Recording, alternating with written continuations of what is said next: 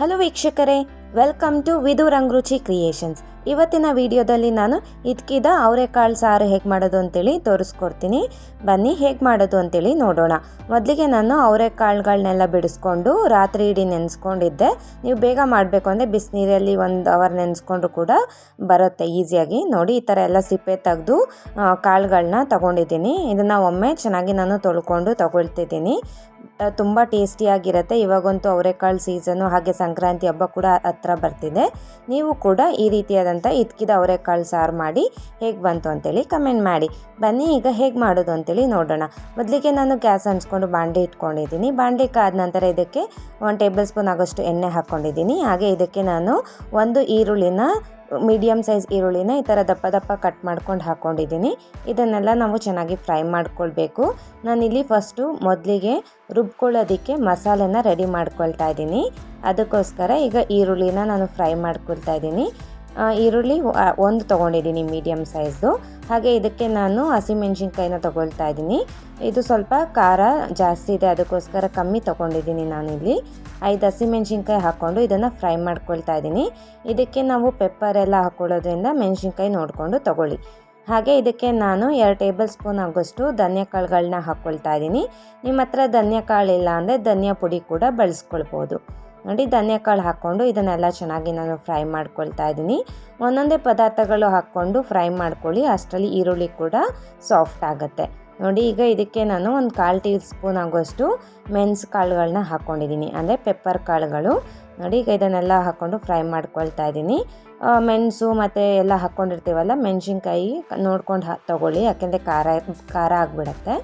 ಈಗ ಇದಕ್ಕೆ ನಾನು 1 ಗರಿ ಆಗೋಷ್ಟು ಕರಿಬೇವನ್ನ ತೊಗೊಂಡಿದ್ದೀನಿ. ನಾನಿಲ್ಲಿ ಯಾವುದೇ ರೀತಿಯಾದಂಥ ಸಾಂಬಾರು ಪುಡಿನ ಬಳಸ್ತಾ ಇಲ್ಲ. ಇಲ್ಲಿ ಏನು ಮಸಾಲೆಗೆ ನಾನು ಹಾಕ್ಕೊಂಡು ರುಬ್ಕೊಳ್ತಾ ಇದ್ದೀನಿ ಅದಷ್ಟೇ ನಾನು ಸಾಂಬಾರಿಗೆ ಬಳಸ್ಕೊಳ್ತಾ ಇರೋದು. ನೋಡಿ, ಈಗ ಇದಕ್ಕೆ ನಾನು ಹಸಿ ಕೊಬ್ಬರಿನ ಹಾಕ್ಕೊಳ್ತಾ ಇದ್ದೀನಿ. ನೀವು ತುರಿದಾದರೂ ಹಾಕ್ಕೊಳ್ಬೋದು, ಇಲ್ಲ ಈ ರೀತಿ ಚಿಕ್ಕ ಚಿಕ್ಕದಾಗಿ ಕಟ್ ಮಾಡಿ ಕೂಡ ಹಾಕ್ಕೊಳ್ಬೋದು. ನೋಡಿ, ಹಸಿ ಕೊಬ್ಬರಿ ಹಾಕ್ಕೊಂಡು ಫ್ರೈ ಮಾಡಿಕೊಂಡು ಇದಕ್ಕೆ ನಾನು ಅವರೆಕಾಳುಗಳನ್ನ ಹಾಕ್ಕೊಳ್ತಾ ಇದ್ದೀನಿ.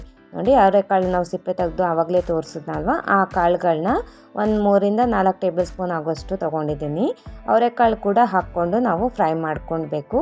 ಈಗ ಫ್ರೈ ಆಗಿದೆ. ಇದಕ್ಕೆ ನಾನು ಕೊತ್ತಂಬರಿ ಸೊಪ್ಪನ್ನ ಹಾಕ್ಕೊಂಡಿದ್ದೀನಿ. ಸ್ವಲ್ಪ ಕೊತ್ತಂಬರಿ ಸೊಪ್ಪು ಹಾಕ್ಕೊಂಡು ಇದನ್ನೆಲ್ಲ ಚೆನ್ನಾಗಿ ನಾವು ಫ್ರೈ ಮಾಡ್ಕೊಳ್ಬೇಕು. ನೀವು ಕೊತ್ತಂಬರಿ ಸೊಪ್ಪು ಮತ್ತು ಪುದೀನ ಸೊಪ್ಪು ಡೈರೆಕ್ಟಾಗಿ ಮಿಕ್ಸಿಗೆ ಈರುಳ್ಳಿ ಎಲ್ಲ ಫ್ರೈ ಮಾಡಿಕೊಂಡು ಲಾಸ್ಟಲ್ಲಿ ಕೊಬ್ಬರಿ ಮತ್ತು ಕೊತ್ತಂಬರಿನ ಡೈರೆಕ್ಟಾಗಿ ಕೂಡ ರುಬ್ಕೊಳ್ಬೋದು.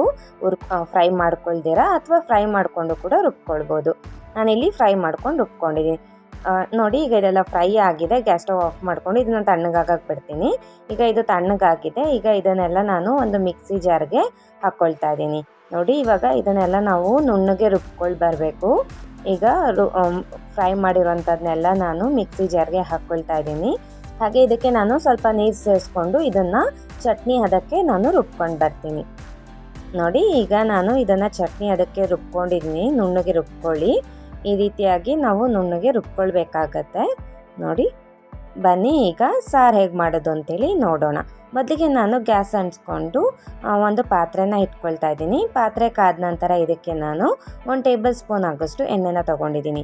ಹಾಗೆ ಇದಕ್ಕೆ ನಾನು 3 ಟೇಬಲ್ ಸ್ಪೂನ್ ತುಪ್ಪ ಹಾಕ್ಕೊಳ್ತಾ ಇದ್ದೀನಿ. ತುಪ್ಪ ಹಾಕ್ಕೊಂಡ್ರೆ ತುಂಬ ಟೇಸ್ಟಿಯಾಗಿರುತ್ತೆ. ನೋಡಿ, ಈಗ ಎಣ್ಣೆ ತುಪ್ಪ ಕಾದ್ಮೇಲೆ ಇದಕ್ಕೆ ನಾನು ಸಾಸಿವೆ ಮತ್ತು ಜೀರಿಗೆನ ಹಾಕ್ಕೊಳ್ತಾ ಇದ್ದೀನಿ. ಸಾಸಿವೆ ಜೀರಿಗೆ ಚಟಪಟ ಅಂದಮೇಲೆ ಇದಕ್ಕೆ ನಾನು ಕರಿಬೇವಿನ ಎಲೆಗಳು ಹಾಕ್ಕೊಂಡಿದ್ದೀನಿ. ಹಾಗೆ 2 ಕೆಂಪು ಮೆಣಸಿನ್ಕಾಯಿನ ತೊಗೊಂಡಿದ್ದೀನಿ ಒಗ್ಗರಣೆಗೆ.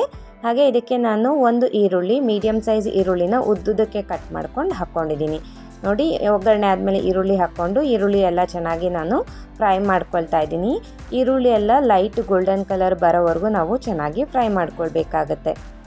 ಈ ಸಾರಂತೂ ತುಂಬ ಚೆನ್ನಾಗಿರುತ್ತೆ. ಅನ್ನಕ್ಕೆ ಮತ್ತು ಮುದ್ದೆಗಂತೂ ಒಳ್ಳೆ ಕಾಂಬಿನೇಷನ್ ಅಂತಲೇ ಹೇಳ್ಬೋದು. ಹಾಗೆ ನೀವು ದೋಸೆಗೂ ಕೂಡ ಸರ್ವ್ ಮಾಡ್ಕೊಂಡು ತಿನ್ಬೋದು. ತುಂಬ ಟೇಸ್ಟಿಯಾಗಿರುತ್ತೆ. ಇವಾಗ ನಿಮಗೆ ಗೊತ್ತಿರೋ ಹಾಗೆ ಅವರೆಕಾಯಿ ಸೀಸನ್ ಇದೆ. ಹಾಗೆ ಇವಾಗ ಸಂಕ್ರಾಂತಿ ಹಬ್ಬ ಕೂಡ ಹತ್ರ ಬರ್ತಾ ಇದೆ. ಹಬ್ಬಕ್ಕೂ ಕೂಡ ನೀವು ಈ ಅವರೆಕಾಳು ಸಾರು ಮಾಡಿಕೊಂಡು ನೀವು ಸವಿಬೋದು. ನೋಡಿ, ಈಗ ಈರುಳ್ಳಿ ಎಲ್ಲ ಚೆನ್ನಾಗಿ ನಾನು ಫ್ರೈ ಮಾಡ್ಕೊಂಡಿದ್ದೀನಿ.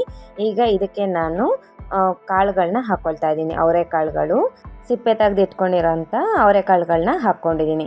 ನೋಡಿ ಅವರೆಕಾಳು ಹಾಕ್ಕೊಂಡು ಇದನ್ನೆಲ್ಲ ಚೆನ್ನಾಗಿ ನಾವು ಫ್ರೈ ಮಾಡ್ಕೊಳ್ಬೇಕು ಎಣ್ಣೆಯಲ್ಲೇ. ಇದು ಚೆನ್ನಾಗಿ ಫ್ರೈ ಆದರೆ ಬೇಗ ಸಾಫ್ಟ್ ಆಗುತ್ತೆ. ನಾವು ಇದೇ ರೀತಿ ಎಣ್ಣೆಯಲ್ಲಿ ನಾವು ಫ್ರೈ ಮಾಡ್ಕೊಳ್ಬೇಕು. ಏನಿಲ್ಲ ಅಂದರೂ ಒಂದು 4ರಿಂದ 5 ನಿಮಿಷ ಚೆನ್ನಾಗಿ ಫ್ರೈ ಮಾಡ್ಕೊಳ್ಳಿ. ನಿಮಗೆ ಕಲರ್ ಕೂಡ ಚೇಂಜ್ ಆಗೋದು ಗೊತ್ತಾಗುತ್ತೆ ಕಾಳುಗಳದ್ದು.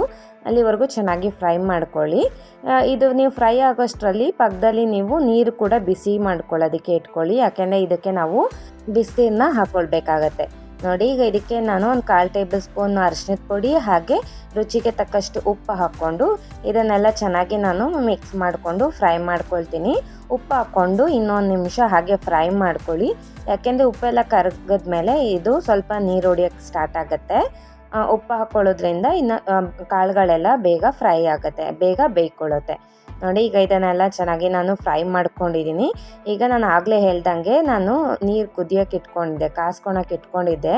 ನೀರು ಬಿಸಿ ಆಗಿದೆ. ಇವಾಗ ಬಿಸಿ ನೀರನ್ನ ನಾನು ಇವಾಗ ಪಾತ್ರೆಗೆ ನಾನು ಸೇರಿಸ್ಕೊಳ್ತಾ ಇದ್ದೀನಿ. ನೋಡಿ ಬಿಸಿನೀರು ಕಾಸ್ಕೊಂಡೇ ಹಾಕ್ಕೊಳ್ಳಿ, ಚೆನ್ನಾಗಿ ಬರುತ್ತೆ. ಬಿಸಿನೀರು ಕಾಸ್ಕೊಂಡು ಹಾಕೋದ್ರಿಂದ ಬೇಗ ಕಾಳುಗಳು ಕೂಡ ಮೆತ್ತಗಾಗತ್ತೆ. ನೋಡಿ ಈಗ ಇದನ್ನೆಲ್ಲ ಬಿಸಿನೀರು ಹಾಕ್ಕೊಂಡು ಚೆನ್ನಾಗಿ ನಾನು ಮಿಕ್ಸ್ ಮಾಡಿಕೊಂಡು ಲಿಡ್ ಕ್ಲೋಸ್ ಮಾಡಿ ನಾನು ಕಾಳು ಬೇಯೋದಕ್ಕೆ ಬಿಡ್ತೀನಿ.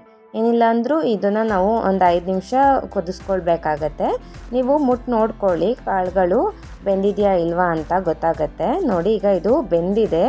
ಈ ರೀತಿಯಾಗಿ ಬೆಂದಿರಬೇಕು ಕಾಳುಗಳು. ನೋಡಿ ನೀವು ವಿಡಿಯೋದಲ್ಲಿ ನೋಡ್ತಿರ್ಬೋದು. ಈ ರೀತಿಯಾಗಿ ಕಾಳು ಬೆಂದ ಮೇಲೆ ನಾವು ಮಸಾಲೆನ ಸೇರಿಸ್ಕೊಳ್ಬೇಕಾಗತ್ತೆ. ನೀವು ಮಸಾಲೆ ಹಾಕ್ಕೊಂಡು ಡೈರೆಕ್ಟಾಗಿ ಒಂದೇ ಸಲ ಕುದಿಸಿದ್ರೆ ಏನಾಗುತ್ತೆ, ಕಾಳುಗಳು ಬೇಯೋದಿಲ್ಲ. ಫಸ್ಟು ನಾವು ಕಾಳುಗಳು ಮೆತ್ತಗಾಗೋವರೆಗೂ ಬೇಯಿಸ್ಕೊಂಡು ಮಸಾಲೆನ ಹಾಕ್ಕೊಳ್ಬೇಕು. ನೋಡಿ ಈಗ ನಾನು ರುಬ್ಬಿಟ್ಕೊಂಡಿರುವಂಥ ಮಸಾಲೆನ ಸೇರಿಸ್ಕೊಳ್ತಾ ಇದ್ದೀನಿ. ಮಸಾಲೆ ಹಾಕ್ಕೊಂಡು ಇದನ್ನೆಲ್ಲ ನಾನು ಚೆನ್ನಾಗಿ ಒಮ್ಮೆ ಮಿಕ್ಸ್ ಮಾಡ್ಕೊಳ್ತೀನಿ. ಹಾಗೆ ಮಿಕ್ಸಿ ಜಾರಲ್ಲೂ ಕೂಡ ಇನ್ನೂ ಸ್ವಲ್ಪ ಮಸಾಲೆ ಎಲ್ಲ ಇರುತ್ತಲ್ವ, ವೇಸ್ಟ್ ಮಾಡೋಕ್ಕೆ ಹೋಗಬೇಡಿ. ಅದಕ್ಕೂ ಸ್ವಲ್ಪ ನೀರು ಸೇರಿಸ್ಕೊಂಡು ಚೆನ್ನಾಗಿ ತೊಳ್ಕೊಂಡು ಸೇರಿಸ್ಕೊಳ್ಳಿ. ನೋಡಿ ಈಗ ಇದನ್ನೆಲ್ಲ ಹಾಕ್ಕೊಂಡಿದ್ದೀನಿ. ನೀರು ಕೂಡ ನೀವು ಕನ್ಸಿಸ್ಟೆನ್ಸಿ ನೋಡ್ಕೊಂಡು ಹಾಕ್ಕೊಳ್ಳಿ. ಯಾಕೆ ಅಂದರೆ ಮಸಾಲೆ ಎಲ್ಲ ಹಾಕ್ಕೊಂಡ್ಮೇಲೆ ಗಟ್ಟಿ ಆಗುತ್ತೆ. ಇದು ಸ್ವಲ್ಪ ಕುದೀತಾ ಕೂಡ ಗಟ್ಟಿ ಆಗುತ್ತೆ. ನೀವು 2ನೇ ಸಲ ನೀವು ಕುದಿಸ್ಕೊಳ್ಬೇಕಾದ್ರೆ ಇನ್ನೂ ಗಟ್ಟಿ ಆಗುತ್ತೆ. ಅದಕ್ಕೋಸ್ಕರ ನೀವು ಕನ್ಸಿಸ್ಟೆನ್ಸಿ ನೋಡಿಕೊಂಡು ನೀರು ಸೇರಿಸ್ಕೊಳ್ಳಿ. ನೋಡಿ ನಾನು ಇನ್ನೂ ಸ್ವಲ್ಪ ನೀರು ಸೇರಿಸ್ಕೊಂಡು ಇದನ್ನೆಲ್ಲ ಚೆನ್ನಾಗಿ ಮಿಕ್ಸ್ ಮಾಡಿಕೊಂಡು ಕುದಿಸ್ಕೊಳ್ತಾ ಇದ್ದೀನಿ. ಈ ಸ್ಟೇಜಲ್ಲಿ ನೀವು ಉಪ್ಪು ನೋಡ್ಕೊಳ್ಳಿ. ಉಪ್ಪೇನಾದರೂ ಕಮ್ಮಿ ಇತ್ತು ಅಂದರೆ ಈ ಸ್ಟೇಜಲ್ಲಿ ನೀವು ಇನ್ನೂ ಸ್ವಲ್ಪ ಉಪ್ಪು ಸೇರಿಸ್ಕೊಂಡು ಕುದಿಸ್ಕೊಳ್ಬೋದು. ನನಗೆ ಇಲ್ಲಿ ಸ್ವಲ್ಪ ಉಪ್ಪು ಕಮ್ಮಿ ಅನ್ನಿಸ್ತಾ ಇತ್ತು, ಅದಕ್ಕೋಸ್ಕರ ಇನ್ನೂ ಸ್ವಲ್ಪ ಉಪ್ಪು ಸೇರಿಸ್ಕೊಂಡು ಇದನ್ನು ಚೆನ್ನಾಗಿ ಕುದಿಸ್ಕೊಳ್ತಾ ಇದ್ದೀನಿ. ನೋಡಿ ಈ ರೀತಿಯಾಗಿ ಚೆನ್ನಾಗಿ ಕುದಿಸ್ಕೊಳ್ಬೇಕು. ಸೈಡಲ್ಲಿ ನಿಮಗೆ ನೊರೆ ಎಲ್ಲ ಕಾಣ್ತಾ ಇದೆಯಲ್ವಾ, ಆ ನೊರೆ ಎಲ್ಲ ಹೋಗೋವರೆಗೂ ನಾವು ಚೆನ್ನಾಗಿ ಕುದಿಸ್ಕೊಳ್ಬೇಕಾಗತ್ತೆ. ನೋಡಿ ಈ ಕನ್ಸಿಸ್ಟೆನ್ಸಿಯಲ್ಲಿ ನಾನು ಸಾರನ್ನ ರೆಡಿ ಮಾಡ್ಕೊಂಡಿದ್ದೀನಿ. ನೋಡಿ ಈ ನೊರೆ ಎಲ್ಲ ಹೋಗೋವರೆಗೂ ನಾವು ಚೆನ್ನಾಗಿ ಕುದಿಸ್ಕೊಳ್ಬೇಕಾಗತ್ತೆ. ತುಂಬ ಟೇಸ್ಟಿಯಾಗಿರುತ್ತೆ. ನೀವು ಕ್ವಿಕ್ಕಾಗಿ ಕೂಡ ಮಾಡ್ಕೊಳ್ಬೋದು. ಒಳ್ಳೆ ಕಾಂಬಿನೇಷನ್ ಅಂತಲೇ ಹೇಳ್ಬೋದು. ಮುದ್ದೆಗೆ, ಅನ್ನಕ್ಕೆ, ಹಾಗೆ ದೋಸೆಗೆ ತುಂಬ ಚೆನ್ನಾಗಿರುತ್ತೆ. ನೋಡಿದ್ರಲ್ವ ಎಷ್ಟು ಸುಲಭವಾಗಿ ಇದಕ್ಕಿದ ಅವರೆಕಾಳು ಸಾರು ರೆಡಿಯಾಗಿದೆ ಅಂತೇಳಿ. ಇದು ಚೆನ್ನಾಗಿ ಕುದ್ದಿದೆ. ನಾನು ಗ್ಯಾಸ್ ಸ್ಟವ್ನ ಆಫ್ ಮಾಡಿಕೊಂಡು ಇವತ್ತು ನಾನು ಅನ್ನದ ಜೊತೆಗೆ ಸರ್ವ್ ಮಾಡ್ಕೊಂಡಿದ್ದೀನಿ. ನೋಡಿದ್ರಲ್ವ ಎಷ್ಟು ಸುಲಭವಾಗಿ ಇದಕ್ಕಿದ ಅವರೆಕಾಳು ಸಾರು ರೆಡಿಯಾಗಿದೆ ಅಂತೇಳಿ. ನೀವು ಒಮ್ಮೆ ಮನೇಲಿ ಟ್ರೈ ಮಾಡಿ ಹೇಗೆ ಬಂತು ಅಂತೇಳಿ ಕಮೆಂಟ್ ಮಾಡಿ. ಈ ವಿಡಿಯೋ ಮೂಲಕ ಮಾಡಿ ತೋರಿಸಿರುವ ಇದಕ್ಕಿದ ಅವರೆಬೇಳೆ ಸಾರು ನಿಮ್ಮೆಲ್ರಿಗೂ ಇಷ್ಟ ಆಗಿದೆ ಅಂತ ಅಂದ್ಕೊಂಡಿದ್ದೀನಿ. ಇಷ್ಟ ಆಗಿದ್ರೆ please like, share and subscribe. ಇದೇ ಥರ ಒಳ್ಳೊಳ್ಳೆ ಈಸಿ, ಟೇಸ್ಟಿ ಆ್ಯಂಡ್ ಹೆಲ್ತಿ ರೆಸಿಪೀಸ್ಗೋಸ್ಕರ ನಮ್ಮ ಚಾನಲ್ನ ಫಾಲೋ ಮಾಡಿ. Thank you.